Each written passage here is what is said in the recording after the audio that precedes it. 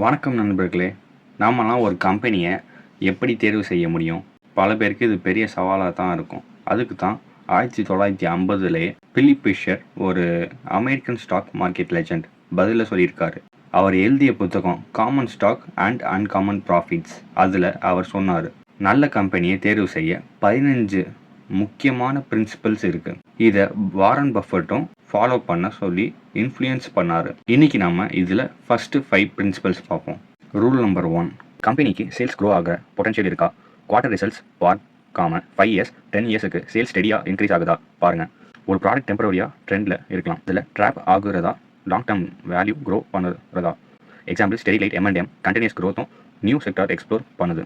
Rule number 2, new product launch பண்ண நம்பிக்கை இருக்கணும். ஒரு கம்பெனியோட எக்ஸிஸ்டிங் ப்ராடக்ட் சேல்ஸ் ஸ்லோ ஆனாலும் மேனேஜ்மெண்ட்டுக்கு கரேஜ் இருக்கணும், நியூ ப்ராடக்ட் சர்வீஸ் லான்ச் பண்ணலாம் அப்படின்ட்டு. ஐடிசி டொபாக்கோ சேல்ஸ் ஸ்லோ ஆனாலும் FMCG பேப்பர், ஹோட்டல்ஸ், ஸ்டேஷனரி எல்லாம் டெவலப் பண்ணுறாங்க.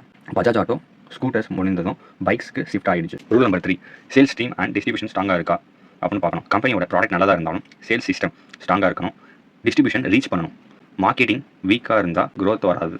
எக்ஸாம்பிள் ஹிந்துஸ்தான் யூனிவர் ரூரல் இந்தியாவில் கூட ஷோரூம் லெவல் ட்ரைனிங் பண்ணுறாங்க.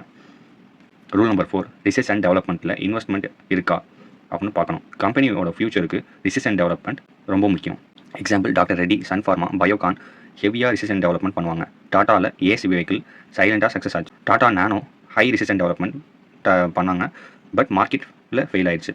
ரிசர்ச் பண்ண முடியாத கம்பெனி ஃபியூச்சருக்கு க்ரோ பண்ண முடியாது. ரூல் நம்பர் 5, கம்பெனிக்கு சஸ்டைனபிலிட்டி ப்ராஃபிட் மார்ஜின் இருக்கணும்.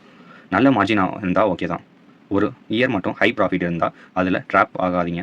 கன்சிஸ்டன்சி, ப்ராஃபிட், மாடரேட் மார்ஜின் இது தான் சேஃப் சிக்னல். டாடா மோட்டர்ஸ் 2003ல் லாஸ் வந்தாலும் விஷன் இருந்ததால் மல்டி பேக்கராக ஆயிடுச்சு.